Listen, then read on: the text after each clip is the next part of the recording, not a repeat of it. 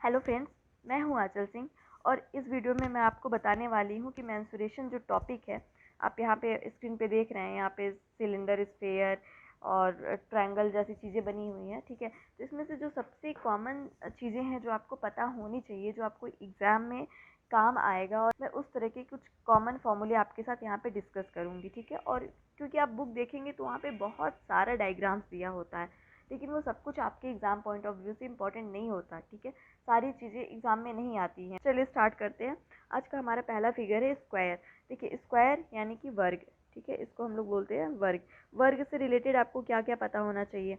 देखिए, जो वर्ग होता है फ्रेंड्स, उसकी जितनी लंबाई होती है, ये जितनी लंबाई मान लीजिए एक्स है, उतना इधर की चौड़ाई भी होती है, ये भी एक्स ही होता है, तभी हम उसको स्क्वायर या वर्ग कहते हैं। पहला है क्षेत्रफल का फॉर्मूला, आपको बिल्कुल पता होना चाहिए। क्षेत्रफल का फॉर्मूला होता है एक्स स्क्वायर, मतलब लंबाई गुणे चौड़ाई, ठीक है। लंबाई गुणे चौड़ाई, क्योंकि ये स्क्वायर है तो इसमें लंबाई भी एक्स है और चौड़ाई भी एक्स है, तो फॉर्मूला एक्स स्क्वायर हो जाएगा, ठीक है। आज एरिया के बाद और जो आपको यहाँ पे पता होना चाहिए वो पेरीमीटर। पेरीमीटर मतलब परिधि। पेरीमीटर की वैल्यू होती है 4x। देखिए, पेरीमीटर क्या होता है, ये साइड एक्स है, ये साइड एक्स है, ये साइड एक्स है और ये साइड भी एक्स है, ठीक है। पेरीमीटर का मतलब ऐसा होता है कि जब आप इसको यहाँ से कट कर देंगे और इसको ओपन करेंगे तो जो इसकी लंबाई होगी, ठीक है, तो उसकी वैल्यू कितनी होगी। मतलब जैसे मान लीजिए किसी तार से ये स्क्वायर बना है, जब इसको ओपन करेंगे तो आपको पूरी लंबाई कितनी मिलेगी, 4x मिलेगी ना। एक्स एक्स एक्स और एक्स, तो ये 4x होती है।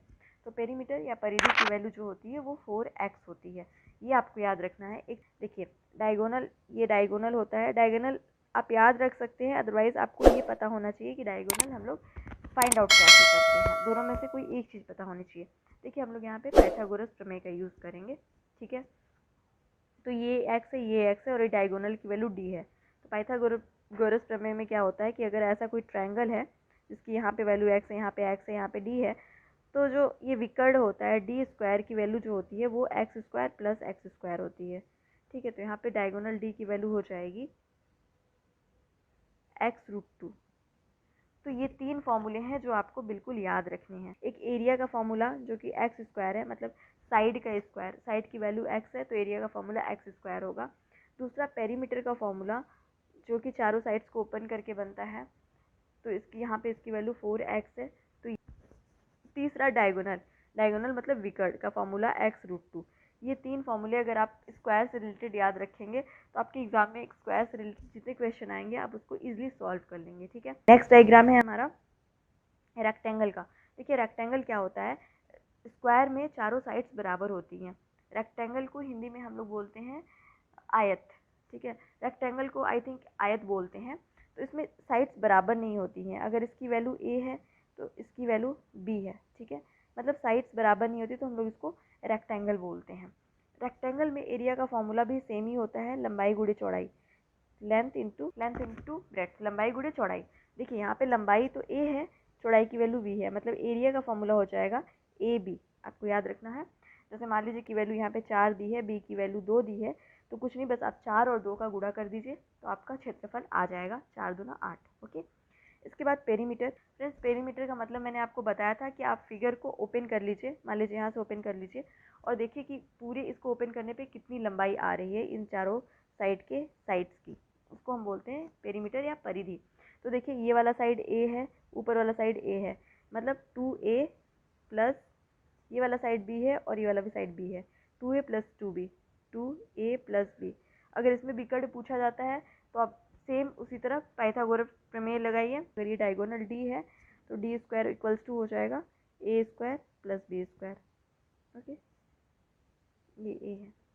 तो यहाँ से बस ये तीन फॉर्मूले आपको पता होने चाहिए। तो इसमें आयत से रिलेटेड भी चीज़ें अगर क्वेश्चन आते हैं तो आप इजीली कर लेंगे, और अगर आप फॉर्मूले को समझ के याद रखेंगे तो आपके लिए बहुत ईजी हो जाएगा, ठीक है। स्क्वायर और रेक्टेंगल में एरिया, पेरीमीटर और डायगोनल, बस ये तीन चीज़ें आपको निकालने आनी चाहिए। नेक्स्ट देखते हैं। नेक्स्ट है हमारा ट्रायंगल। देखिए, जैसे ये कोई भी ट्रायंगल है, इसमें कोई साइड किसी के बराबर नहीं है, ठीक है। चलो आप याद रख लीजिए। इसका क्षेत्रफल का फॉर्मूला होता है एक half into base into height, base into height. ये देखिए, ये बेस है, यहाँ पे मान लीजिए एक्स है, और इसकी जो हाइट है वो ये सीधा बिल्कुल लेना है, ठीक है। ये इसकी हाइट नहीं है ना, तो ये इसकी हाइट है। इसकी हाइट जो लेंगे हम बिल्कुल सीधा लेंगे, तो ये हो जाएगा y ले लीजिए आप यहाँ पे, half into X into Y, ठीक है। तो यहाँ पे इसकी आपको एरिया का फॉर्मूला याद रखना है, क्योंकि काफ़ी सारे क्वेश्चन में आप देखेंगे कि त्रिभुज का जो है वो एरिया यानी कि क्षेत्रफल की वैल्यू पूछी जाती है, तो आप यहाँ से निकाल लेंगे। बस यहाँ पे आपको एरिया का फॉर्मूला याद रखना है। देखिए नेक्स्ट फिगर है हमारा equilateral triangle. Friends equilateral triangle के बारे में आपको ये फॉर्मूला बिल्कुल याद होना चाहिए। इसके क्षेत्रफल का फॉर्मूला √3a² अपॉन 4 होता है। यहाँ पे a साइड की वैल्यू है, क्योंकि ये इक्विलैटरल ट्रायंगल है तो सारी साइड्स की वैल्यू a ही होंगी, क्योंकि समबाहु त्रिभुज, समबाहु का मतलब होता है सारी भुजाएं जिसकी बराबर है। तो बस यहाँ पे जैसे मान लीजिए इसकी भुजा अगर 6 है, तो आपको इसका एरिया कैसे निकालना है, √3, यहाँ पे √3 की वैल्यू यहाँ पे 1.732 होती है, ठीक है। a² देखिए यहाँ पे 6² अपॉन 4, तो यहाँ पे हो जाएगा 36/4, 4×9 = 36। बस आप 1.7 को 9 से मल्टीप्लाई कर दीजिए, आपको एरिया की वैल्यू आ जाएगी। देखिए एक कुछ चीज़ें और हैं जो आपको याद रखनी है। आपने देखा कि आपको √3 की वैल्यू याद होनी चाहिए। √3 की वैल्यू है 1.732। इससे पहले मैं आपको √2 की वैल्यू बताई थी 1.414। तो कुछ चीज़ें हैं जो आपको याद होनी चाहिए, और ये समबाहु त्रिभुज के क्षेत्रफल का फॉर्मूला है, ये आपको याद रखना है। कुछ चीज़ें अगर आप एग्ज़ाम में याद रखेंगे तो आपका जो WSC है, जो मैथ्स है, वो ईजिली क्लियर हो जाएगा, ठीक है। नेक्स्ट है हमारा सर्कल। सर्कल में ये जो आधा होता है इसको हम लोग बोलते हैं हाफ, यहाँ से इसको हम लोग बोलते हैं रेडियस, ठीक है।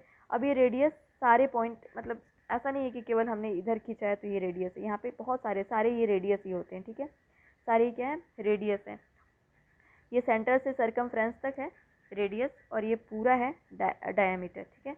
इसको हम लोग बोलते हैं डायमीटर। तो उसमें पहले आपको ये ध्यान होना चाहिए कि रेडियस क्या होता है और डायमीटर क्या होता है। हाँ, रेडियस को हिंदी में बोलते हैं त्रिज्या, और डायमीटर को बोलते हैं व्यास, ओके। इससे रिलेटेड, सर्कल से रिलेटेड कौन कौन से ऐसे फॉर्मूले हैं जो आपको बिल्कुल पता होने चाहिए। सर्कल का एरिया होता है, सर्कल का जो एरिया होता है इसको हम लोग यूजुअली πr² लिखते हैं, या अगर डायमीटर दिया है तो आप इसको πd²/4 लिख सकते हैं। अगर आप डायमीटर के टर्म्स में लिख रहे हैं तो ये लिखेंगे, अगर आप रेडियस के टर्म में लिख रहे हैं तो πr² लिखेंगे, ओके। Circumference, okay. वहाँ पे हम लोग पेरीमीटर बोलते थे, यहाँ पे हम लोग इसको सरकमफ्रेंस बोलते हैं।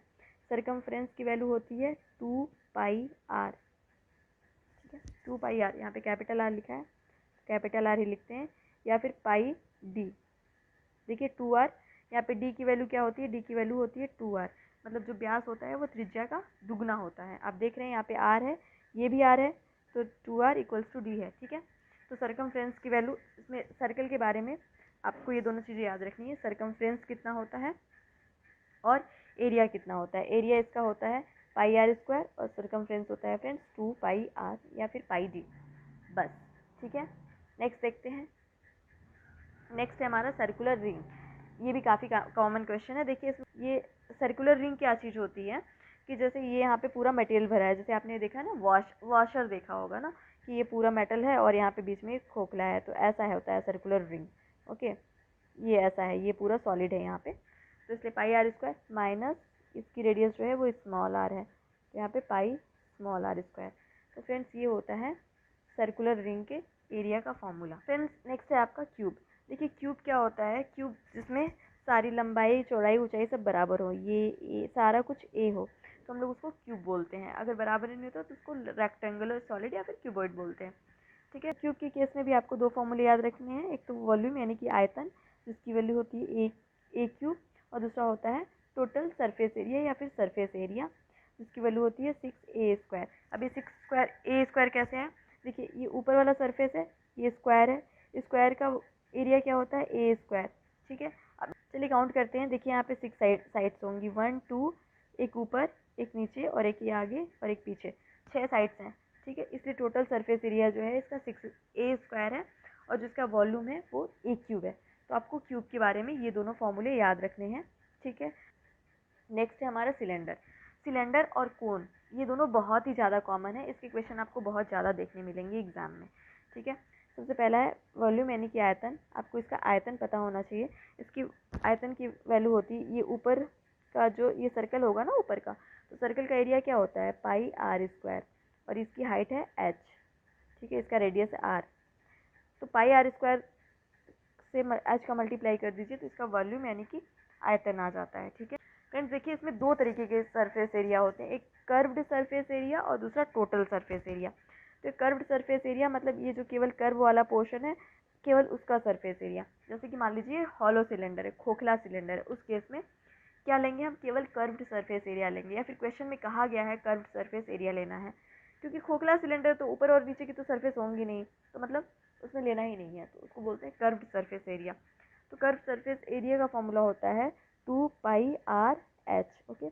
Total surface area, total surface area में 2πr/h मतलब कर्व्ड सरफेस एरिया रहेगा, प्लस ऊपर वाले सरफेस का एरिया और नीचे वाले सरफेस का एरिया ऐड हो जाएगा। तो ऊपर वाले सरफेस का है पाई आर स्क्वायर, यहाँ पे भी है पाई आर स्क्वायर, मतलब ये दोनों ऐड होके ऊपर नीचे दोनों साइड पाई आर स्क्वायर मतलब 2πr²।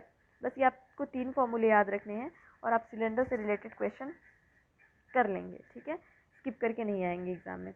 नेक्स्ट और हमारा कोन, ये कोन है, इसका रेडियस मान लीजिए यहाँ पे आर है, इसकी जो ये हाइट है वो एच है, और ये जो स्लेंट हाइट है ये एल है, मतलब जो इस भुजा की लंबाई है वो एल है, लेकिन जो इसकी यहाँ से यहाँ तक स्ट्रेट हाइट है उसकी वैल्यू एच है। तो अब देखिए कोन के केस में आपको कितने फॉर्मूले याद रखने हैं, आपको इसका वॉल्यूम का फॉर्मूला बिल्कुल याद रखना है। एक पीडीएफ में मैंने सॉल्यूशन देखा था जिसमें कोन का वॉल्यूम और सिलेंडर का वॉल्यूम कंपेयर किया गया है। तो आप कैसे कंपेयर करेंगे, जब आपको दोनों के आयतन का फॉर्मूला याद हो, ठीक है। इसका जो आयतन का फॉर्मूला होता है वो होता है 1/3πr²h, ओके। लेकिन जो सिलेंडर का आयतन का फॉर्मूला होता है वो होता है πr²h। तो आपको इन दोनों का फ़र्क पता होना चाहिए। इसके सरफेस एरिया इंपॉर्टेंट नहीं है, इसके सरफेस एरिया के क्वेश्चन यूजुअली नहीं आते हैं, तो हम यहाँ पे केवल वो डिस्कस कर रहे हैं जो बहुत ही कॉमन है, जो एग्जाम में बहुत ज़्यादा रिपीट होता है, ठीक है। तो सरफेस एरिया आपको याद करने की जरूरत नहीं है, आप बुक में जाएंगे तो आपको बहुत सारे फॉर्मूले देखने मिलेंगे, लेकिन मैं यहाँ पे सिर्फ इंपॉर्टेंट कवर कर रही हूँ, ओके। सो नेक्स्ट है हमारा स्फीयर। स्फीयर मतलब गोला, मतलब आप एक बॉल समझ लीजिए जिसका रेडियस आर है। यहाँ पे ये भी 3 डायमेंशनल फिगर है लास्ट वन की तरह। इसमें आपको कितने फॉर्मूले याद रखने हैं, आइए देखते हैं। सबसे पहला फॉर्मूला है वॉल्यूम यानी कि आयतन का फॉर्मूला, जिसकी वैल्यू होती है 4/3πr³। दूसरा आपको याद रखना है सरफेस एरिया का फॉर्मूला 4πr²। बस ये दोनों फॉर्मूले आपके एग्जाम के लिए बहुत इंपॉर्टेंट है और इतना काफ़ी भी है, ठीक है। इससे ज़्यादा आपको याद रखने की ज़रूरत नहीं है। अब देखते हैं, मैंने आपको वो यहाँ तक डिस्कस किया है, आपको इसको याद रखना है बिल्कुल, ठीक है, बिल्कुल भी कंफ्यूज नहीं होना है। चलिए एक क्वेश्चन भी देख लेते हैं, लास्ट क्वेश्चन।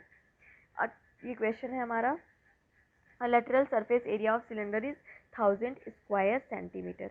देखिए ये सिलेंडर है, इसमें लेटरल सरफेस एरिया दिया है। Lateral surface area curved surface area, मतलब ऊपर और नीचे का इंक्लूड नहीं है, ठीक है। तो फ्रेंड्स मैंने आपको सरफेस एरिया का फॉर्मूला बताया है, लेटरल या कर्व्ड सरफेस एरिया का फॉर्मूला बताया है 2πr/h, ठीक है। देखिए यहाँ पे सरफेस एरिया दिया है 1000, ओके।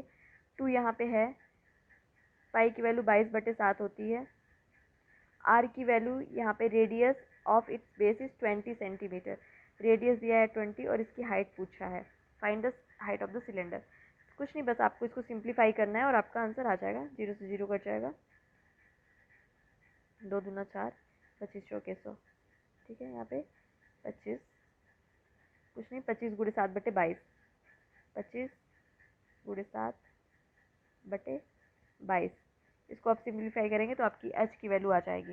तो फ्रेंड्स देखिए, फॉर्मूले तो बहुत सारे होते हैं, लेकिन मैंने आपको एग्जाम में रिपीट होने वाले फॉर्मूले बताए हैं। इस तरह से फॉर्मूलों की भी वीडियो चाहिए जो बहुत ज़्यादा एग्जाम में रिपीट होते हैं और जो आपके लिए बहुत ज़्यादा इंपॉर्टेंट है। तो आप कमेंट बॉक्स में ज़रूर कमेंट कीजिए कि आपको अगले किस टॉपिक पे, मैथ्स के किस टॉपिक पे आपको बहुत ज़्यादा फॉर्मूले दिख रहे हैं और आप चाहते हैं कि मैं उसमें से इंपॉर्टेंट बता दूँ, तो मैं अगला वीडियो उसी टॉपिक पर बना दूँगी, ठीक है। जैसे अलजेब्रा में भी बहुत सारे फॉर्मूले होते हैं, उसके बाद ट्रिग्नोमेट्री के अलग ही बहुत सारे फॉर्मूले हैं, यूनिट में भी बहुत सारे फॉर्मूलेज होते हैं।